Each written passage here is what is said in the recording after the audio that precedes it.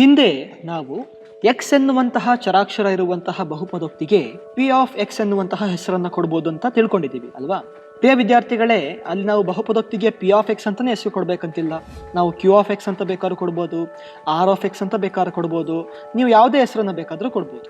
ಒಟ್ಟಿನಲ್ಲಿ ನಾವು ಆ ಎಕ್ಸ್ ಅನ್ನ ಯಾಕೆ ಬರಿತೀವಿ ಅಂದ್ರೆ ಆ ಬಹುಪದೋಕ್ತಿಯಲ್ಲಿ ಇರುವಂತಹ ಚರಾಕ್ಷರ ಎಕ್ಸ್ ಅಂತ ತೋರಿಸ್ಕೊಡೋದಕ್ಕೆ ಬರಿತೀವಿ. ಒಂದು ವೇಳೆ ನಮಗೆ ಎಕ್ಸ್ ಚರಾಕ್ಷರ ಇರುವಂತಹ ಯಾವುದೇ ಬಹುಪದೋಕ್ತಿ ಪಿ ಆಫ್ ಎಕ್ಸ್ ಅನ್ನ ಕೊಟ್ಟಿದ್ರೆ ನಾವು ಎಕ್ಸ್ ಇರೋ ಜಾಗಕ್ಕೆ ಯಾವುದೇ ಬೆಲೆಯನ್ನ ಹಾಕಿ, ಯಾವುದೇ ಒಂದು ವಾಸ್ತವ ಸಂಖ್ಯೆಯನ್ನ ಹಾಕಿ ನಾವು ಪಿ ಆಫ್ ಎಕ್ಸ್ ನ ಬೆಲೆಯನ್ನ ಕಂಡು ಹಿಡಿಬಹುದು. ಉದಾಹರಣೆಗೆ ಪಿ ಆಫ್ ಎಕ್ಸ್ ನಲ್ಲಿ ಎಕ್ಸ್ ಜಾಗದಲ್ಲಿ ಯಾವುದೋ ಒಂದು ಸಂಖ್ಯೆ ಕೆ ಅಂತ ಇಟ್ಕೊಳ್ಳೋಣ. ಆ ಕೆ ಅನ್ನ ನಾವು ಪಿ ಆಫ್ ಎಕ್ಸ್ ಗೆ ಹಾಕಿದಾಗ ಅದೇನಾಗುತ್ತೆ, ಅದು ಪಿ ಆಫ್ ಕೆ ಆಗಿ ಬದಲಾಗುತ್ತೆ.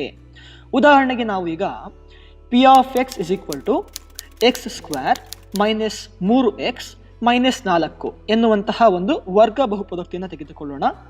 ಈ ಬಹುಪದೋಕ್ತಿಯಲ್ಲಿ ಎಕ್ಸ್ ಚರಾಕ್ಷರ ಇರೋದ್ರಿಂದ ನಾವು ಪಿ ಆಫ್ ಎಕ್ಸ್ ಅಂತ ಇದಕ್ಕೆ ಹೆಸರನ್ನು ಕೊಟ್ಟಿದ್ದೀವಿ.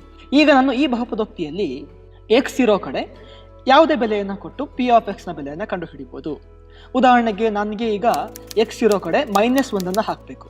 ಹಾಗಾಗಿ ಎಕ್ಸ್ ಇರೋ ಕಡೆ -1 ಹಾಕಿದಾಗ ಪಿ ಆಫ್ ಎಕ್ಸ್ ಏನಾಗುತ್ತೆ, ಪಿ ಆಫ್ ಎಕ್ಸ್ ಈಗ ಪಿ ಆಫ್ -1 ಆಗುತ್ತೆ.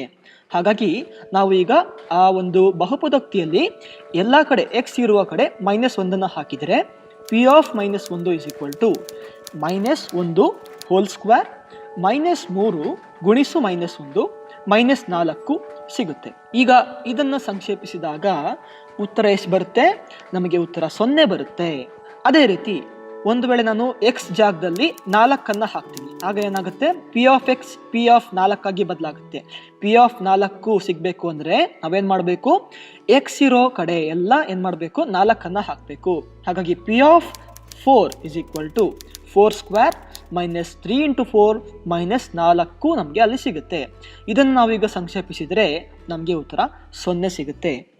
ಇಲ್ಲಿ ಒಂದು ವಿಶೇಷತೆಯನ್ನು ನಾವು ಗಮನಿಸಬೇಕು. ಪ್ರಿಯ ವಿದ್ಯಾರ್ಥಿಗಳೇ, ಈ ಒಂದು ಬಹುಪದೋಕ್ತಿಯಲ್ಲಿ ಒಂದು ವೇಳೆ ನಾನು ಎಕ್ಸ್ ನ ಬೆಲೆ -1 ಅಥವಾ ಎಕ್ಸ್ ನ ಬೆಲೆ 4 ಹಾಕಿದಾಗ ಬಹುಪದೋಕ್ತಿ ಶೂನ್ಯವಾಗುತ್ತೆ ಅಥವಾ 0 ಆಗುತ್ತೆ. ಹಾಗಾಗಿ ವಿದ್ಯಾರ್ಥಿಗಳೇ ನೆನಪಿಡಿ, ಯಾವ ಚರಾಕ್ಷರದ ಬೆಲೆಗೆ ಆ ಬಹುಪದೋಕ್ತಿ ಸಂಪೂರ್ಣವಾಗಿ 0 ಆಗುತ್ತೆ ಆ ಎಕ್ಸ್ ನ ಬೆಲೆಯನ್ನು ನಾವು ಆ ಬಹುಪದೋಕ್ತಿಯ ಶೂನ್ಯತೆ ಅಂತ ಕರಿತೀವಿ. ಇಲ್ಲಿ ಪಿ ಆಫ್ -1 0 ಆಗಿದೆ, ಪಿ ಆಫ್ 4 ಕೂಡ 0 ಆಗಿದೆ. ಹಾಗಾಗಿ ಈ ಬಹುಪದೋಕ್ತಿ ಎಕ್ಸ್ ಸ್ಕ್ವೇರ್ -3x -4 ಇಲ್ಲಿ ಎಕ್ಸ್ ನ ಬೆಲೆ -1 ಮತ್ತೆ 4 ಹಾಕಿದಾಗ ಈ ಬಹುಪದೋಕ್ತಿ ಸಂಪೂರ್ಣವಾಗಿ 0 ಆಗುತ್ತೆ. ಹಾಗಾಗಿ ಇಲ್ಲಿ -1 ಮತ್ತೆ 4 ಈ ಎರಡು ಬೆಲೆಗಳನ್ನ ಈ ವರ್ಗ ಬಹುಪದೋಕ್ತಿ ಎಕ್ಸ್ ಸ್ಕ್ವೇರ್ -3x -4 ಇದರ ಶೂನ್ಯತೆಗಳು ಅಂತ ಕರಿತೀವಿ. ಸಾಮಾನ್ಯವಾಗಿ ಯಾವುದೇ ಒಂದು ಸಂಖ್ಯೆ ಕೆ ಅಂತ ತೆಗೆದುಕೊಳ್ಳೋಣ. ಒಂದು ವೇಳೆ ನಾನು ಈ ಪಿ ಆಫ್ ಎಕ್ಸ್ ನಲ್ಲಿ ಕೆ ಅನ್ನ ಹಾಕಿದಾಗ, ಎಕ್ಸ್ ಇರೋ ಕಡೆ ಕೆ ಅನ್ನ ಹಾಕಿದಾಗ ನಮಗೆ ಪಿ ಆಫ್ ಕೆ 0 ಬಂದರೆ, ಅಂದ್ರೆ ಆ ಒಂದು ಬಹುಪದೋಕ್ತಿ 0 ಆದ್ರೆ ಆ ಕೆ ಬೆಲೆಯನ್ನು ನಾವು ಬಹುಪದೋಕ್ತಿ ಪಿ ಆಫ್ ಎಕ್ಸ್ ನ ಶೂನ್ಯತೆ ಅಂತ ಕರಿತೀವಿ.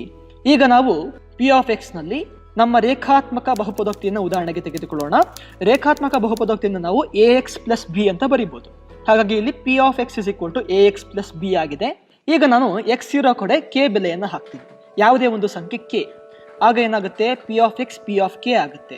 P of K is equal to ax + b ಇದ್ದಿದ್ದೀಗ ak + b ಆಗುತ್ತೆ, ಯಾಕೆಂದ್ರೆ ಎಕ್ಸ್ ಇರೋ ಕಡೆ ಕೆ ಅನ್ನು ಹಾಕಿದ್ದೇನೆ.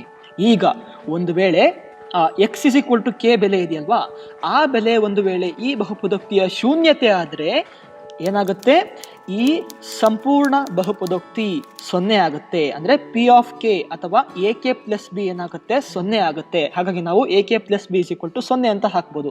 ಯಾವಾಗ, ಒಂದು ವೇಳೆ ಕೆ ಈ ಬಹುಪದೋಕ್ತಿಯ ಶೂನ್ಯತೆ ಆದಾಗ. ಈಗ ಇಲ್ಲಿಂದ ನಾವು ಕೆ ಬೆಲೆಯನ್ನು ಕಂಡು ಹಿಡಿಬಹುದು. ak + b = 0 ಅಥವಾ ಇಲ್ಲಿ k -b/a ಅಂತ ನಾವು ಕೆ ಬೆಲೆಯನ್ನು ಪಡ್ಕೊಳ್ಬಹುದು. ಹಾಗಾಗಿ ಇಲ್ಲಿಂದ ನಾವೇನು ಹೇಳ್ಬೋದು, ಈ ಒಂದು ರೇಖಾತ್ಮಕ ಬಹುಪದೋಕ್ತಿ ax + b ಏನಿದೆ ಇದರ ಶೂನ್ಯತೆ -b/a.